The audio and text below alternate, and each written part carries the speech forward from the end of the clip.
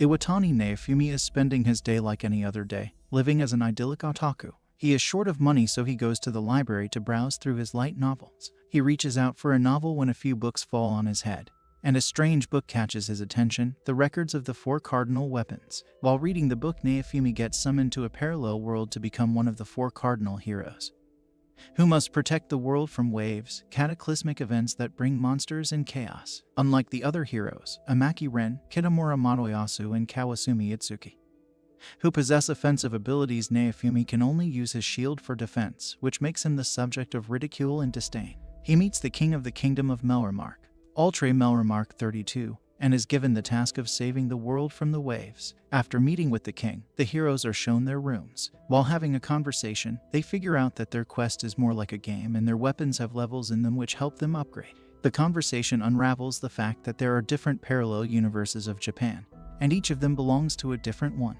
However, the other heroes, Spear, Sword, and Bow, all look down on Naofumi due to his lack of offensive power. Each hero gets assigned a warrior to fight against the waves with. Mine Sufia is the only warrior who steps forward to join Naofumi's team willingly. All 4 of the heroes are given funds to buy their required equipment for war as they set on the quest to train to fight against the waves. Mine takes Naofumi to the weapons shop at the marketplace, where Naofumi realizes that he cannot use any weapon except for the shield that he bears. They end up buying an armor for Naofumi and leave for training in an open field to level up his shield. They end up buying armor for Mine as well and decide to call it a day by having dinner, and then taking a rest at the pub. When Naofumi wakes up, he finds all his stuff gone. His funds and even clothes are nowhere to be found. Soldiers arrive at the pub. They tell Naofumi that he is summoned by the king at the palace. Mine, who is strangely already at the palace, accuses him of assaulting her. The false accusation spoils his reputation and leaves him ignored by the kingdom. He leaves the palace and is walking down the village market where he comes across Elhart, the weapons store owner, who sees through the accusations and believes in Naofumi's innocence. Kudos to Elhart for being a stand-up guy in this chaotic world. With no one to turn to and no trust left, Naofumi becomes bitter and resentful. Naofumi embarks on a journey to become stronger and ends up meeting a slave trader. He talks so cunningly which convinces Naofumi to buy a slave for himself that is bound to obey his orders. Can't say Naofumi's life is short on adventure. Naofumi is still reeling from the betrayal he experienced because of Mine. He is determined to become stronger and regain his lost honor. To achieve this, he decides to purchase a slave to aid him in his quest to save the kingdom of Melremark. He enters a slave auction, while Balaukas, the slave trader, offers Naofumi a high-level wolf man. Naofumi instead buys the much cheaper slave girl, Raphtalia, who is a demi-human with raccoon-like ears and tail. Talk about a wise financial decision, am I right? They place a slave crest on her to prevent Raphtalia from betraying or disobeying Naofumi without feeling intense pain, while also linking shared experience gained by one to the other. Naofumi's intentions with Raphtalia are purely strategic, as he plans to use her as a fighter and support in battle. However, he quickly discovers that Raphtalia is suffering from a severe case of trauma due to her past experience. Her village was attacked by monsters during the first wave's attack, leaving her as the sole survivor. As a result, she carries deep emotional scars. Naofumi decides to take responsibility for Raphtalia's well-being. He provides her with food, clothing, and shelter and begins training her to become a capable ally. Raphtalia, despite her initial fear and hesitation, gradually begins to trust Naofumi and finds solace in his care. Naofumi gears her up for training by getting her a knife to get a hang of all the fighting and so that she gathers all her strength. As she gets better at her skills and grasps the fighting thing, he gets Raphtalia a sword made of iron to fight with. Raphtalia fights the dog monster in the coal pit, despite the fact that Naofumi asked her to run away as it was challenging for her to fight the same monster that had killed her parents. Talk about a blast from the past. She fights the monster without being obligated to committing the act. Due to this act, Raphtalia's growth as a warrior becomes evident as she fights alongside Naofumi, displaying unwavering loyalty and determination. They vow to defeat the waves and prevent other children from suffering the way Raphtalia has. Naofumi realizes the true power of his shield during this attack, which allows him to unleash devastating attacks. Naofumi's shield might be weak, but his determination is as unbreakable as the fourth wall. After an intense month of leveling up, Naofumi unlocks an impressive array of transformations for his shield. Talk about leveling up like a boss. Each transformation comes with its own unique ability, making Naofumi a force to be reckoned with. I mean, who needs just one power when you can have a whole arsenal? Naofumi and Raphtalia are at the weapons shop in search of armor for the upcoming waves. The shop owner compliments Raphtalia, remarking on how she has blossomed into a beautiful young lady. Naofumi, on the other hand, remains oblivious to her transformation and fails to grasp the situation. However, he does take notice of men being overly kind to Raphtalia and jokingly comments on how everyone seems to have a fondness for younger girls. As Naofumi looks at the armor, he realizes that the pre-made one wasn't his style, leading him to decide on getting a custom-made armor instead. At the pub, Raphtalia declares that she's no longer a child and refuses to order the kids' meal set. Naofumi advises her to stop pretending to be an adult, but she vehemently insists that she's not trying to force it. The following morning, they visit the weapon shop to receive the armor. Naofumi remarks that he doesn't exactly appear heroic in it, but he decides to wear it anyway, acknowledging that all the effort put into making it would be wasted otherwise. Naofumi expresses his desire to have knowledge about the wave's arrival time, enabling him to work on his strategy. Elhard informs him about an hourglass located at the church, explaining that when the final grain of sand drops, the heroes and their parties will be transported to the starting point of the wave. Naofumi and Raphtalia visit the church where they find the dragon hourglass, which the king had mentioned to all 4 heroes. Unexpectedly, the other 3 heroes also arrive at the church. Naofumi, displeased by their presence, chooses to leave without saying a word. Notorious, in his usual taunting manner, mocks Naofumi about his seemingly weak weapon. He even attempts to make advances towards Raphtalia, trying to convince her that she shouldn't be working with Naofumi and suggesting that she's too precious to wield a sword. Notorious brings up the false rumors that have spread throughout the kingdom about Naofumi, warning Raphtalia that she might be in danger if she continues to stay with him, leaving her with numerous questions. Later that night, Raphtalia inquires if something had happened between Naofumi and the other heroes, but he dismisses it as none of her concern. And just when you thought it was safe to catch your breath, the next wave begins. While the other heroes and their companions hasten to confront the primary enemy forces, Naofumi and Raphtalia venture to loot, focused on aiding the evacuation of civilians. A few knights arrive, yet they initially disregard Naofumi's directives. However, as they realize his dedication to safeguarding the villagers, some decide to support him. The rest depart to join the other heroes, who ultimately vanquish the main boss, concluding the wave. Grateful for his assistance, the villagers express their gratitude to Naofumi. As the hourglass resets, initiating the countdown for the next wave, time waits for no one, especially not our shield hero. After successfully repelling the wave of catastrophe, the heroes find themselves attending a state dinner, much to Naofumi's reluctance. During the event, Mine informs Notorious that Raphtalia is a slave, which sparks his desire to challenge Naofumi to a duel, aiming to win her freedom. Despite Naofumi declining the challenge, King Alcré Melremark intervenes and takes Raphtalia, essentially forcing the duel to take place. Although Notorious boasts a higher level than Naofumi, Naofumi's vast array of shields and superior tactics swiftly grant him the upper hand. However, Mine openly employs wind magic to trip Naofumi, providing Notorious with the opportunity to claim victory. Talk about playing dirty. This turn of events reveals the orchestrated nature of Naofumi's defamation, as Alcré reveals that Mine is, in fact, his daughter, known as Malti. Enraged by the revelation and with Raphtalia's slave seal removed, Naofumi's burning hatred within him triggers the awakening of the Cursed series. But hold on, it's not all doom and gloom. Raphtalia reacts by slapping Notorious, condemning him for his false chivalry and pointing out that if he genuinely desired to free slaves, he would have freed some himself. Touché, Raphtalia. Your words hit harder than any sword. Ran and Itsuki, the other heroes, openly denounce Mine's interference and express their outrage that Alcré would allow such blatant cheating.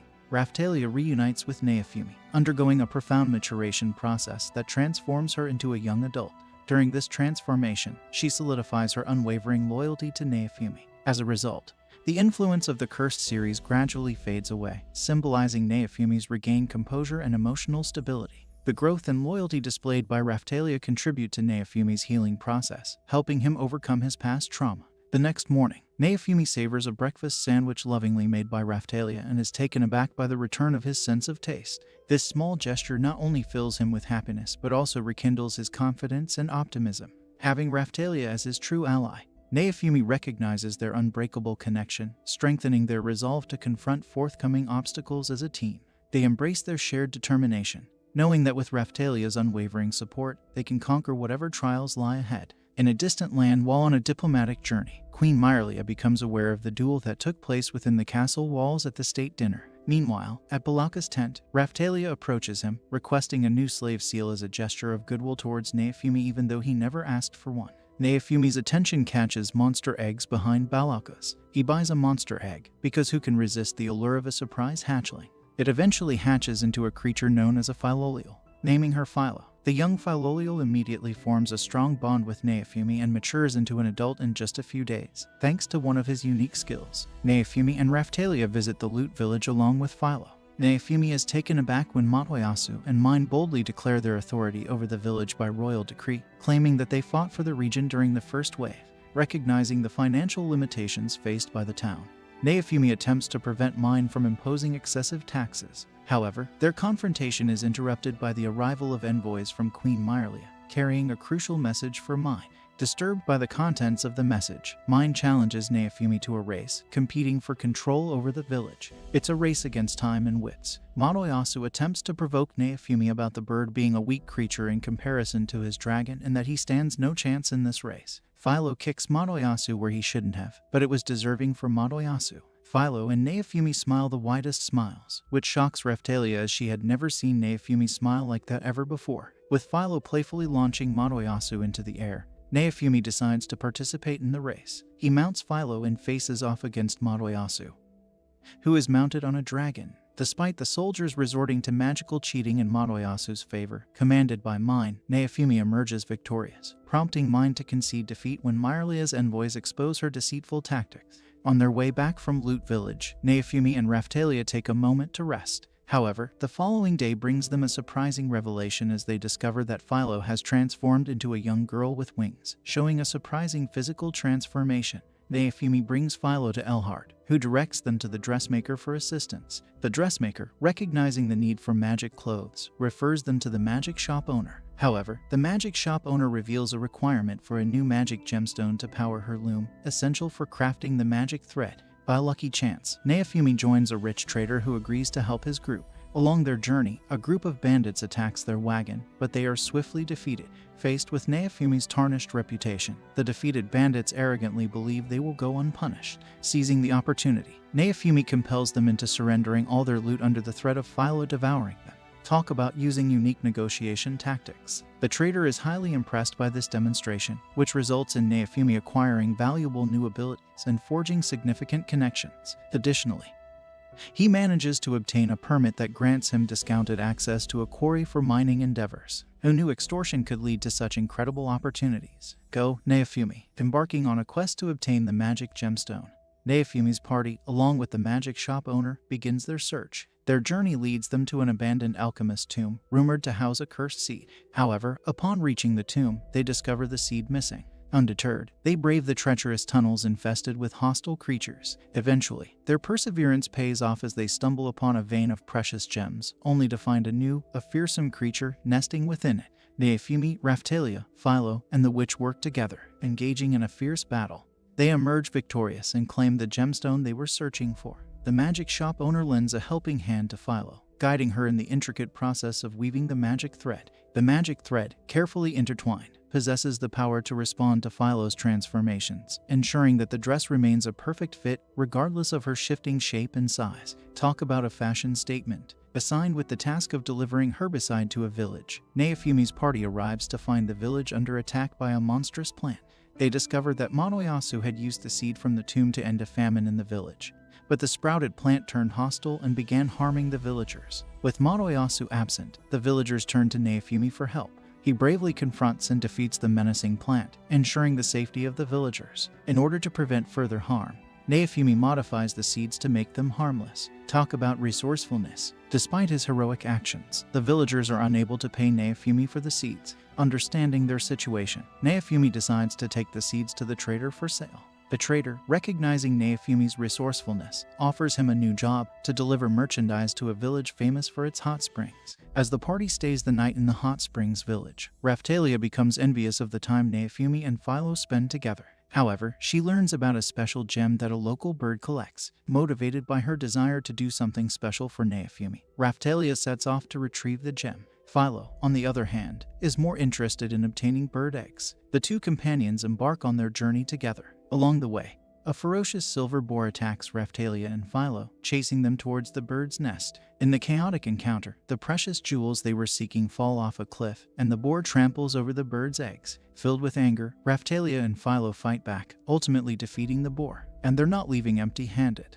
They decide to sell the boar's body to obtain some funds. With the proceeds, they purchase a special tool that they believe will be useful for Neofumi's gem-related work. Upon their return, Raphtalia and Philo eagerly present the special tool to Neofumi. Neofumi, grateful for their thoughtful gesture, expresses his appreciation for their efforts. Upon hearing about a mysterious disease spreading in a village from an old woman and child passing by, Neofumi's party decides to investigate. They discover that the disease originated after Ren, the sword hero, killed a dragon nearby but failed to properly dispose of its body. The decaying corpse attracted monsters, contaminating the entire area with the poison that the decaying flesh has been emitting. Yikes, talk about a dangerous oversight. Many adventurers who came to witness this had collapsed on their way to the mountain. Determined to put an end to the problem, Neofumi's party embarks on a mission to confront the dragon's remains. To their astonishment, the dragon's lifeless body transforms into a frightening zombie dragon. Philo, who has a strong dislike for dragons, impulsively engages in battle without a strategy. This reckless decision results in the dragon devouring Philo, leaving Neofumi and Raphtalia in a state of shock, fearing that they lost Raphtalia. This triggers a wave of despair and anger within Neofumi, activating his cursed rage shield. With the shield's power, Neofumi defends against the dragon's attacks with incredible strength and unleashes passive flames. However, the intense power of the shield also causes him to lose control over his emotions. Consumed by his deep resentment towards those who have hurt him, Neofumi becomes fully absorbed in his hatred for them. Upon regaining his composure, Neofumi discovers that Raphtalia suffered burns while trying to snap him out of his rage. They are relieved when Philo unexpectedly bursts out of the dragon's belly, having consumed the internal crystal that empowered it. Who knew our feisty feathered friend had such a trick up her sleeve? Philo manages to find another crystal and presents it to Neofumi, but he realizes that his current level is insufficient to utilize the shield it unlocks. Returning to the village, Neofumi learns that Raphtalia's wounds caused by the cursed shield can only be healed with high-grade holy water. He deeply regrets the harm he inadvertently caused his companions and becomes determined to make himself and his party stronger. Neofumi understands the importance of their well-being and acknowledges the need to grow in strength to better protect them. Neofumi and his party make their way to the capital in search of holy water to heal Raphtalia's wounds. Along the journey, they encounter a girl named Melty who has blue hair and is accompanied by some Philolials. It's an instant connection between Melty and Philo, and the two quickly become friends. Melty explains how she got separated from her guards on her way to the capital and wants to join them on their journey. Upon arriving in the capital, Philo and Melty separate from Neofumi and Raphtalia as they each have their own tasks to attend to.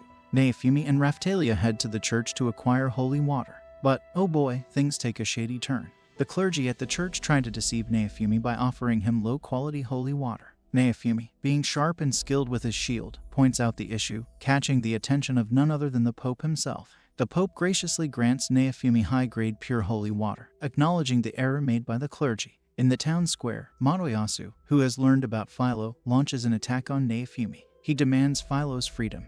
Unaware that Philo is Neofumi's Philolial companion, Notorious attacks recklessly, fueled by his misguided beliefs, in the middle of the market where the villagers fight amongst themselves for interfering in the duel between the heroes. Mine, who supports Notorious, allows him to continue his assault without caring about the harm caused to the villagers. Just as the situation escalates, Melty arrives and commands them to stop, speaking up against her sister Mine about her immaturity and the way she manipulates the heroes to fight amongst themselves. In a moment of fury, Philo, remembering Notorious's insults, undergoes a stunning transformation and delivers a powerful kick that sends him flying. Talk about a fierce Philolial. Later, Neofumi's party gathers at Elhart's shop, where Melty explains her identity as the second princess. She reveals that Myrlia, the queen, chose her as the heiress due to her older sister Malty's toxic personality and unacceptable behavior. Before Malty can delve further into her explanation, Neofumi expresses his deep distrust towards the royal family and dismisses her, casting doubt on her intentions. The knights arrive, informing Neofumi that Melty is summoned by her father, the king. Meanwhile, Neofumi is approached by a small group of knights who had witnessed his bravery during the first wave. They express their desire to join him in fighting the upcoming wave.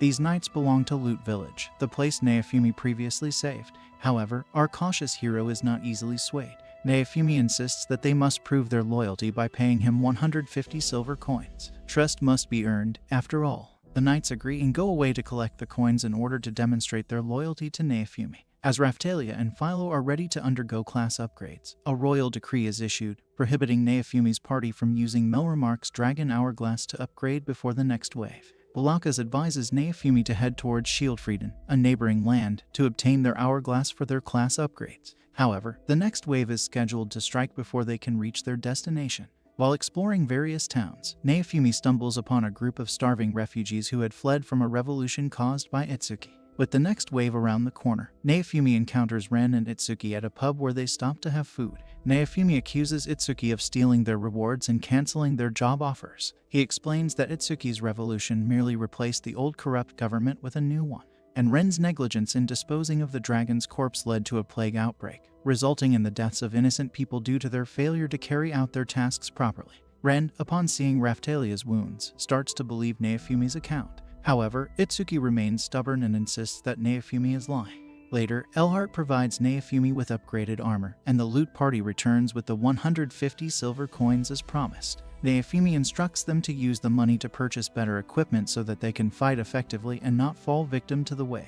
Recognizing their dedication and determination, he accepts them as valuable members of his party, just as the next wave looms a mere 24 hours away. Equipping Raphtalia and Philo with better gear and incorporating the loot party into their ranks led by Night-Ake as their captain, the wave begins, and they face the impending threat head-on. Ake's unit focuses on protecting civilians, while Naofumi's party engages in battle against the monstrous creatures. During the fight, Naofumi notices an elderly woman who easily defeats the monsters. But who's that elderly woman among the chaos fighting with such great moves? To his surprise, it was the same woman he had healed off her illness, and she reveals how she used to be an adventurer in her younger days. Looks like the monsters didn't get the memo about retirement. After 3 hours of intense fighting, Naofumi becomes concerned about the progress of the other heroes. Are they lost in a labyrinth or tangled in their capes? He decides to leave Ake's party under the protection of the elderly woman to ensure the safety of the civilians. Upon finding the other hero parties, Naofumi is disappointed to see them carelessly attacking a skull captain and a kraken. He reprimands them for their lack of attention and instructs Raphtalia to uncover the true enemy lurking in the shadows using her light magic, which turns out to be a powerful soul eater. To defeat this formidable foe, Naofumi reluctantly resorts to using his cursed shield, which houses the vengeful spirit of the zombie dragon. The dragon's soul is furious with Ren for killing it and Naofumi for incorporating it into his equipment.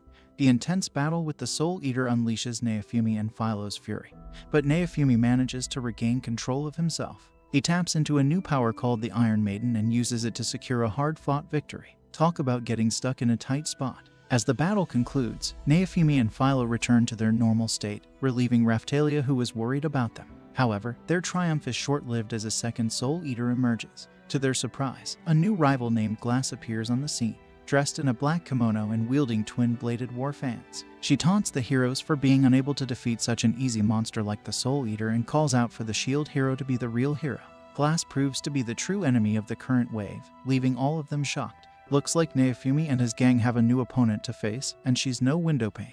Glass proves to be a formidable opponent as she easily defeats the other 3 hero parties and stands strong against each blow of theirs on her. On her single attack, all 3 heroes along with their parties fall to the ground, leaving behind Naofumi and her party. Filled with confidence, she challenges Naofumi's party to a battle. Naofumi uses her rage shield as well as the Iron Maiden, but all in vain. Despite their best efforts in the support of Raphtalia and Philo, they struggle to land a single blow on Glass. She smoothly counters all their attacks, and Raphtalia ends up with a broken sword. It's like trying to catch a slippery eel with chopsticks. But hey, at least they're getting some exercise in, right? Recognizing the need to regroup and come up with a new strategy as Glass seems undefeatable and no weakness was apparent, Naofumi calls for a tactical retreat. Glass attempts long-range attacks while Naofumi and Raphtalia attempt to escape riding on Philo's back.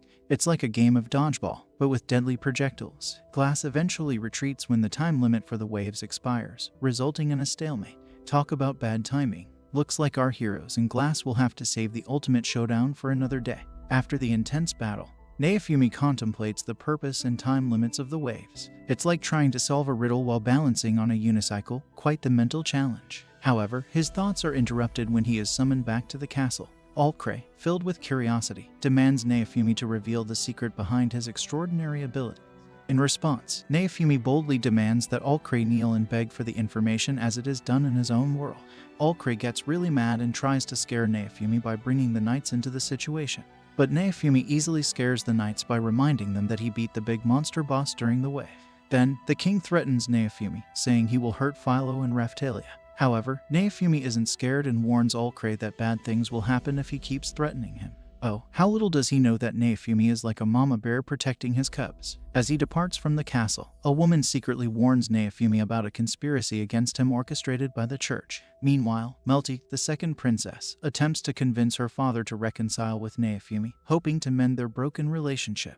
However, Malty, her older sister, only worsens the situation. To assist Naofumi on his journey, Elhart provides the party with necessary travel gear and supplies. It's like a shopping spree montage, but with armor, swords, and potions. With everything prepared, Naofumi's party sets off towards Shieldfrieden, where Raphtalia and Philo can undergo their class-ups, allowing them to become even stronger. Along the way, they unexpectedly encounter Melty, who urges Naofumi to reconcile with Ulcray. Sensing something strange, like the time when he was falsely accused of assault, Naofumi becomes wary just moments before one of Melty's bodyguards tries to assassinate her. Reacting swiftly, Naofumi shields Melty, protecting her from harm. Boy, does he spring into action, protecting Melty from an assassin. Talk about being a real-life superhero. As Naofumi protects Melty from the attacking knights, they wrongly accuse him of holding her hostage, altering the entire scene of him and his party defending themselves and creating an entirely different image that is shown to the whole kingdom.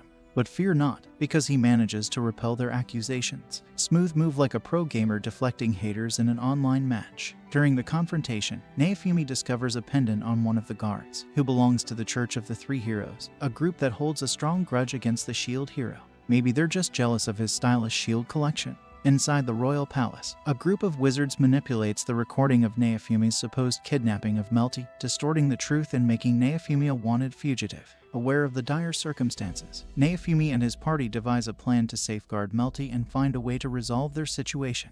They embark on a challenging journey, hiking through the mountains with the goal of reaching the nearby land of Siltfeld, leaving behind the wagon to avoid being caught by the royal knights. It's like an extreme sports challenge, but with fewer skateboards and more sword fights. During their travels, Melty steps on a loose rock and ends up hanging from the cliff. Naofumi is quick to catch her, but it inadvertently alerts the nearby guards and catches the attention of the other three heroes as well. It's like a game of hide and seek, but with the fate of the world hanging in the balance. As Melty tries to explain the truth of the situation, Malty, Naofumi's accuser, orders them to disregard her words as she has been brainwashed by Naofumi. Malty falsely claims that Naofumi possesses a shield capable of brainwashing people, which he has used on Raphtalia, Philo, and now on Melty as well, despite lacking any evidence to support her accusation. Talk about spreading rumors faster than a meme in a viral storm. Unfortunately, the other heroes fall prey to Malty's deceit, asking for evidence from Naofumi to clear his name, which he clearly cannot provide. In an attempt to escape with Melty,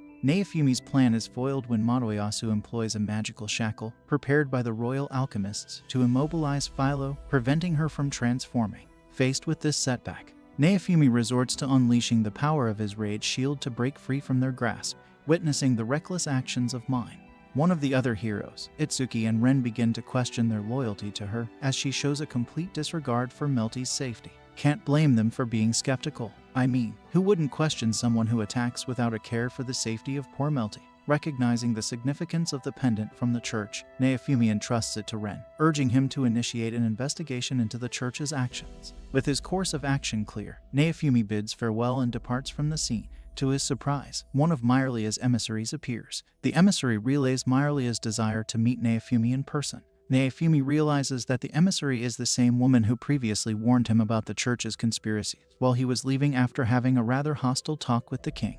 Despite this tempting opportunity, Naofumi remains unsure of going in an entirely different direction and stays on track in his mission to reach Siltveld to upgrade Raphtalia and Philo's level. Meanwhile, Mine resorts to setting a forest ablaze, hoping to flush Naofumi out of hiding. To escape from Mine's knights and the dangerous forest fire, Naofumi's party is forced to find an alternate route. Talk about multitasking. Running for your life while avoiding becoming a human marshmallow. Unfortunately, the border to Siltveld, their intended destination, has been closed by a decree from the royal family. Left with no other option, Naofumi decides to meet with Myrlia, the queen. As they continue their journey, they come across nobleman Van Reichnot, who governs the area and happens to be acquainted with Melty, giving them a chance to take some rest before continuing their journey. Lucky coincidence or a plot twist in the making. Either way, it's time to pay a visit to the Goodall Manor. Reichnot welcomes them to his manor and serves them food. Who needs a 5-star hotel when you have a nobleman's lavish mansion, am I right? Naofumi does not really trust him and keeps his guard up at all costs. Reichnaut also learns about their predicament and offers them shelter for the night. At dawn, however, the unexpected happens. Reichnaut is suddenly arrested due to the neighboring governor's report about the SHIELD hero's presence at his mansion, sending Neofumi, Raphtalia, and Melty into a state of panic. The maids quickly hide Neofumi and Raphtalia in the kitchen pantry to keep them safe. Meanwhile, Melty takes on the task of distracting the knights, buying time for her companions. The leader of the knights, nobleman Idle Rabier, arrives and escorts Melty to his own manor. Sensing Raphtalia's unease with Rabier, Neofumi reassures her, understanding that they must let Melty's plan unfold. Once Rabier departs, Neofumi manages to locate Philo, and together they make their way to Rabier's estate. Outside the manor, a group of demi-humans who remain loyal to Reichnaut begin to lay siege to the gates, demanding his release. Neofumi seizes this opportunity to secretly infiltrate the castle, knowing that it is their best chance to rescue both Melty and Reichnaut. Within the castle walls, a horrifying sight awaits them. Rabier has cruelly tortured Reichnaut in front of Melty, deriving sadistic pleasure from the spectacle. Who knew being a nobleman could come with such dark entertainment? Neofumi manages to break into the manor and successfully rescues Melty and Reichnaut from their captor. In the midst of the chaos, Raphtalia boldly confronts Rabier, who, in a desperate plea for mercy, reveals his pitiable true nature. It's like a classic showdown between good and evil, where the bad guy realizes there's no escaping the consequences of his actions. Standing face to face with her nightmare, Raphtalia gets reminded of a memory. Raphtalia's village is destroyed during the first wave when the monsters attack. The soldiers from Melremark capture and enslave the villagers, including Raphtalia and her dear friend Rifana. They are eventually sold to a man named Idle Rabier, who treats them with cruelty. Tragically, Rifana succumbs to illness, leaving Raphtalia devastated.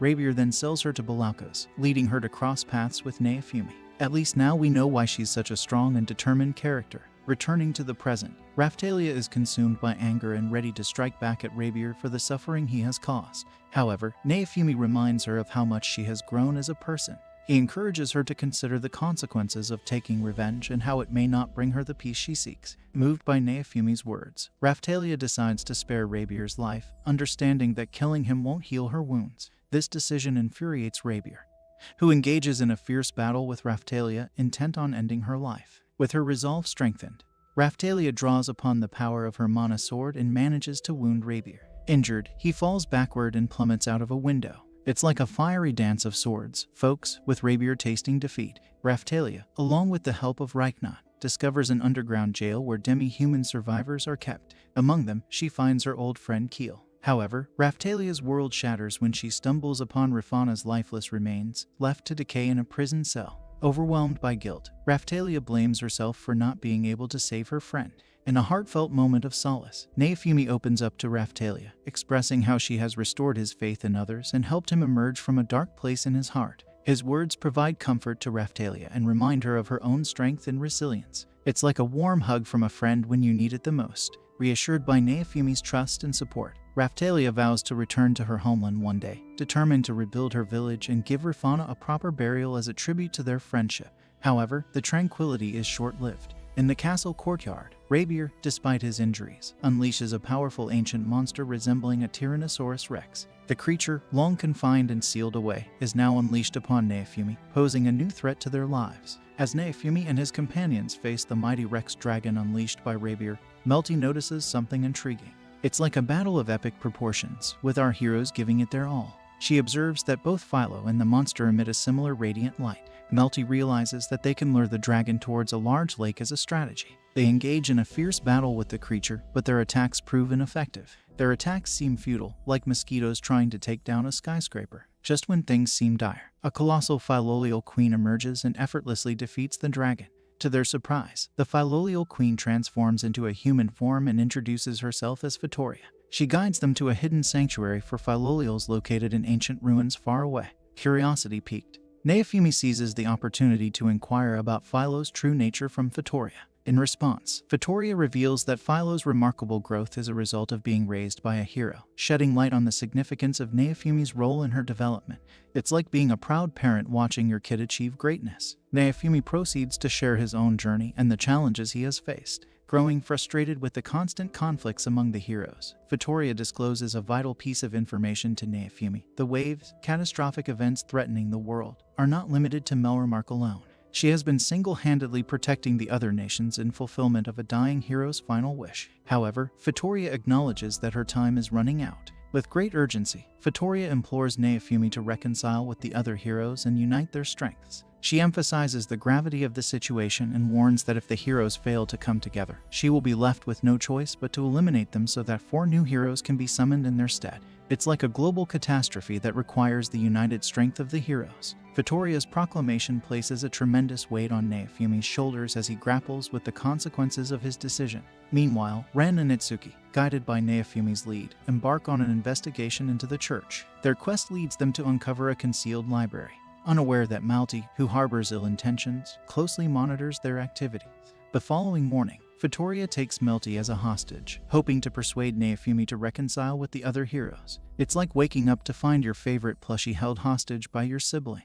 In order to test Neofumi's resolve, she engages in a fight with Philo, limiting both of them to their human forms. Although Philo is clearly overpowered, she manages to break through Vittoria's magical defenses. Impressed by Philo's display of strength, Vittoria designates her as her successor, granting her significant increases in her base abilities. The perks of being a successor, I guess. Vittoria proceeds to unlock numerous Philolial shields for Neofumi, even though he is not yet capable of utilizing them. It's like receiving a bunch of cool gadgets you can't use yet. Once everyone settles down for the night, Vittoria approaches Neofumi and urges him to consider working alongside the other heroes. She emphasizes the distinction between saving the world as a whole and saving its individual inhabitants. Vittoria warns that the heroes will eventually face this critical choice. Moreover, Vittoria highlights that the heroes are still insufficiently prepared to effectively combat the waves. If they fail to unite their strengths, Vittoria is resolute in her promise to eliminate them. To aid Neofumi in his endeavors, she enchants his armor to enhance its resistance against the detrimental effects of the Rage Shield. Observing Vittoria's actions and demeanor, Neofumi deduces that she was raised by a previous shield hero. It's like discovering a hidden connection that spans generations. However, due to the extensive passage of time, Vittoria herself cannot recall this part of her history. In the kingdom of Melremark, Ren and Itsuki's parties stumble upon a concealed cave during their exploration. Unfortunately, their progress is abruptly interrupted when an unexpected attack from above causes the cave to collapse, trapping them inside. Vittoria leads Neofumi and his companions to a location close to one of the other heroes, hoping that they can begin reconciling their differences. It's like a field trip to a school where friendship is the subject of the day. Let's hope these heroes are willing to take some notes. Upon parting ways with Vittoria, Neofumi's party arrives at an outpost where they unexpectedly encounter Motoyasu. Neofumi makes an effort to reason with Motoyasu, seeking to clear the misunderstandings between them. However, Motoyasu stubbornly refuses to listen and accuses Neofumi of being responsible for the deaths of Ren and Itsuki, the other heroes. As Neofumi tries to question Motoyasu about the accusations, Malti, who is known for her deceitful ways, confirms that a church official has found evidence against Neofumi. Oh, Malti, always there to add fuel to the fire. The confrontation between Neofumi and Motoyasu escalates into a full-blown battle between their respective parties. It's like a clash of heroes, with shields clashing, swords swinging, and verbal jabs flying left and right.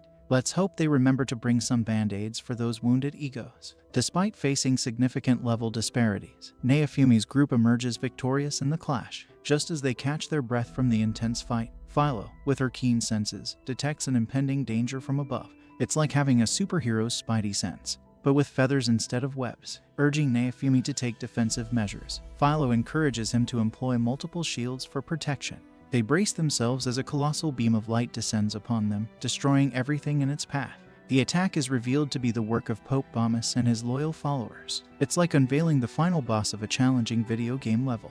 Pope Bombus, driven by his sinister intentions, planned the deaths of Ren and Itsuki as part of a broader plan to eliminate what he considers to be the false heroes and the princess, with the ultimate aim of overthrowing the monarchy. Armed with a magical sword, Pope Bombus now readies himself to launch an assault against both parties, poised to unleash his formidable powers. Melty cleverly recognizes that Pope Bombus possesses an ancient weapon capable of replicating the powers of the 4 cardinal weapons, which were believed to have been lost in the distant past. It's like finding a cheat code that unlocks all the best weapons in the game. Talk about an unfair advantage. Both Neofumi and Motoyasu find themselves unable to fight against the strong defenses of this weapon, as it draws its strength from the support of numerous loyal followers under Bombus' command. It's like trying to break into a high-security vault guarded by a bunch of overzealous fanatics. These guys are serious about protecting their boss. At this critical moment, Ren and Itsuki unexpectedly make their appearance, explaining that they were rescued by Myrlia's elite forces known as the Shadows. It's like a superhero crossover event where unexpected allies join forces to save the day. It's like being saved by a secret ninja squad with mad skills. They disclose the encouraging news that Myrlia herself is leading an army to confront the church, which has adamantly refused to surrender. As the heroes join forces to confront Pope Bomis, Naofumi remains skeptical and refuses to fully cooperate with them, citing the harm they have caused in the past. He candidly outlines the consequences of their actions, their lack of coordination, and the subsequent efforts he had to undertake to rectify their mistakes. Naofumi reveals that their collective ignorance about their roles as heroes, as well as their failure to fulfill their responsibilities properly, caused the church to brand them as imposters and prompted the church's plotting of a violent seizure of governmental power. Seizing the opportunity during their discussion, Pope Bomis launches an attack, which Naofumi valiantly intercepts, shielding his comrades from harm. It's like blocking a surprise punch with a well-timed shield. Naofumi draws a parallel between the other heroes and the Pope, pointing out their shared shortcomings. However, he reluctantly agrees to collaborate with them, driven by his commitment to honor the promise he made to Vittoria. It's like forming a reluctant alliance with a group of rivals. Let's hope they can put their differences aside and save the day together. With a newfound resolve, the four cardinal heroes now stand united against the formidable threat posed by Pope Bomis. However, the Pope is not one to be easily deterred. In a display of his formidable powers, he encapsulates the battlefield within a magical cathedral, further intensifying the stakes and heightening the sense of urgency. It's like a boss battle arena, with nowhere to run and everything at stake. The heroes find themselves in a perilous situation, trapped within the Pope's mystic enclosure. The four heroes are unable to find a way to fight against the powerful cathedral spell cast by Bomis. Inside the cathedral, Naofumi realizes that the curse effect of his rage shield is greatly weakened. Pope Bomis, in a desperate attempt to charge a devastating attack, starts draining mana from his own followers, putting their lives at risk. It's like a boss who's willing to sacrifice his own minions just to cause some havoc. To protect everyone, Naofumi decides to take a risky move by unleashing the dragon soul within his rage shield. He puts on a new set of berserker armor but struggles to control his anger, which threatens to consume him. It's like trying to tame a wild beast while juggling flaming torches. However, with the help of Raphtalia, Philo, and Melty, they manage to snap Naofumi out of his rage, but they all suffer burns from the cursed flames. It's like having your trusted friends by your side to keep you grounded when you're about to lose it. Despite the challenge, Naofumi focuses his efforts on blocking Bomis' attack, while the other three heroes coordinate their attacks to break through Bomis' defenses. Naofumi charges forward on Philo, setting Bomis on fire. It's like a fiery phoenix rising from the ashes to exact justice. However, Bomis counters with an advanced ability and almost gains the upper hand. It's like a classic villain movie of turning the tables when you least expect it. Just when things seem dire, Queen Myrlia's army arrives as reinforcements. Seizing the opportunity, Naofumi taps into his blood sacrifice power, which requires him to severely drain his own blood to deliver a fatal blow to Bomis and destroy his replica weapon. It's like a double-edged sword, sacrificing himself to ensure victory. As Myrlia's army apprehends the Pope's followers, Queen Myrlia introduces herself to the heroes and pledges to save the gravely injured Naofumi's life. Grateful for their assistance, she assures the heroes that she will bring justice to those who have betrayed them and will work towards restoring peace in the kingdom. Naofumi, though exhausted and weakened by his blood sacrifice, is relieved to have overcome this challenging battle. With Bomis defeated and his replica weapon destroyed, a sense of accomplishment fills the air. The heroes, united under the banner of Queen Myrlia, stand victorious, their unity and determination serving as a beacon of hope for the kingdom. Queen Myrlia orders her healers to tend to Naofumi's wounds and save his life. Recognizing his bravery and self-sacrifice, she expresses her gratitude and admiration for his unwavering commitment to protect the realm.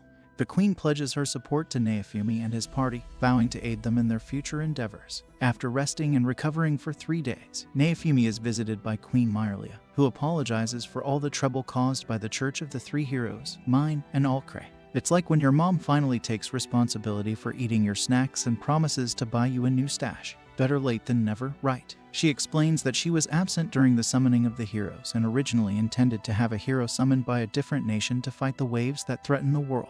The following day, Queen Myrlia takes action. She removes Alcray from his position as king and puts a slave sigil on Mine, forcing her to confess her crimes. It's like a Game of Thrones, but with a touch of poetic justice. Both Mine and Alcray are stripped of their royal privileges and sentenced to death for their wrongdoing. It's like a courtroom drama where the villains finally face the consequences of their actions. Karma can be quite the tough judge. However, when the execution is about to take place, Naofumi interrupts it. He realizes that Mine is genuinely begging for her life and proposes a different punishment for them. It's like a master troll moment when you turn the tables on your enemies. Instead of death, he suggests that their names be changed officially to bitch and trash respectively. This means that all citizens must address them using these new names. Queen Myrlia considers Naofumi's proposal and decides to spare their lives under these conditions. She announces the abolishment of the Church of the Three Heroes and reinstates the original religion that worshipped all four heroes. This marks a significant shift in the kingdom's beliefs and values. With these matters resolved, Naofumi's party prepares to bid farewell to Melty, who chooses to remain at the castle as a princess while they continue to fight against the waves. As they depart from the kingdom, Queen Myrlia privately reveals to Melty that she was willing to sacrifice herself to appease public opinion and halt the execution, but Naofumi's intervention prevented that outcome. It's like a dramatic twist that shows the depth of Myrlia's character, a queen with a heart of gold. While leaving the city, Naofumi and his party receive a heartfelt farewell from the citizens of Melramar. It's like a warm send-off from friends who finally recognize Naofumi's true worth. It is a moment of reconciliation and acceptance for Naofumi as he finally embraces his role as the shield hero. Naofumi and his friends go to the Dragon Hourglass to get stronger, but the ceremony doesn't work as planned. It's like trying to upgrade your gaming console, only to find out it's out of stock. Only Naofumi gets the upgrades, while Raphtalia and Philo don't. Queen Myrlia thinks that Notorious' blessing might be causing the problem. At a big meal, the four heroes have a secret meeting. It's like when you and your friends find a secret spot to discuss anime theories without anyone interrupting. During the meeting, Raphtalia fights with a drunk member of the Bow Party named Malv because he insulted Naofumi. This causes a fight between the different hero groups. Meanwhile, Melty stops Bitch from trying to poison Raphtalia and Philo's food. During the meeting, Queen Myrlia tells the heroes about a special event called the Calmira Archipelago. They can earn extra experience points there, which will help them level up before the next big challenge. The heroes also share information about the hidden abilities of their weapons, including a way to copy special weapons. It's like a show and tell session, but with deadly weapons instead of toys. However, they start arguing about the best way to level up, so Naofumi gets upset and leaves. It's like a heated debate about which anime is the best. Let's hope they don't start throwing pillows at each other. The next day, Naofumi copies all of Elhart's shields and then goes to visit Raphtalia's old village. He wants to pay his respects to Rafana's grave. It's a poignant moment, reminding the sacrifices the heroes have made. While he's there, he briefly meets two travelers. The next morning, Naofumi gets on a ship to Calmira, but because the other heroes took most of the cabins on the ship, Naofumi's group had to share a room with the two travelers, Elark Berg and Therese Alexandri. Elark and Therese introduce themselves to Naofumi's party but mistake his name for a fake one because they have heard bad things about the shield hero. When they reach Calmira, Governor Habenberg takes Naofumi's group to the resort and while the other heroes recover from feeling sick after the boat ride. Note to self, avoid eating too many snacks on a rocky boat. Naofumi learns a new spell called Boosting and takes his party to grind for experience points all around the islands. It's like a summer vacation filled with battles and monster slaying. Talk about unconventional fun. He also makes new weapons for Raphtalia and Philo using materials from monsters they defeat. It's like a DIY crafting session where weapons are the ultimate fashion statement. At night, Elark and Therese, who are worried about Naofumi, invite his party to a party at a diner to end the day. It's like a surprise gathering where new friendships are formed. Therese asks Naofumi to make her an accessory, and he creates a beautiful item using a rare gem, which makes her very happy. It's like a fashion designer unveiling their masterpiece on the runway. The next day, Naofumi teams up with Elark and Therese to grind for experience points together. Naofumi discovers that Therese's magical flames actually heal him when he is surrounded by them. It's like discovering a hidden superpower just when you need it the most. Talk about a lucky coincidence. As the sun sets, Elark and Therese say goodbye and thank Naofumi for the day, hoping to meet again soon. It's like saying goodbye to newfound friends after an unforgettable day. While Naofumi's party is relaxing on the beach, Philo finds an underwater temple, which makes Naofumi curious to explore it. It's like stumbling upon a hidden treasure chest in a video game. When they arrive at the temple, Naofumi's shield opens the door, and they find a dragon hourglass inside. By connecting with it, Naofumi learns that the next big challenge, called the Wave, will happen at Calmira in 48 hours. Upon learning about the approaching wave, Naofumi informs Queen Myrlia, who gathers a large fleet to prepare for the battle. Meanwhile, Elark and Therese join the fleet and set sail towards the waves as well. As the Navy engages in combat with smaller creatures, the four heroes confront the powerful boss monster. However, their attacks prove ineffective, and it is Elark and Therese who ultimately defeat the boss. Both of them end up proving that unexpected allies can come from the most unexpected places. Looks like they have more tricks up their sleeves than we initially thought. Surprisingly, Elark and Therese turn against the heroes, revealing that they come from a different world also plagued by the waves. They believe that in order to save their own world, they must eliminate the 4 heroes. Talk about having a serious case of hero envy. Elark easily overpowers the other 3 heroes, while Therese keeps the navy occupied, leaving only Naofumi's party to face them. It's like a one-on-one showdown where our shield hero's mettle is truly tested.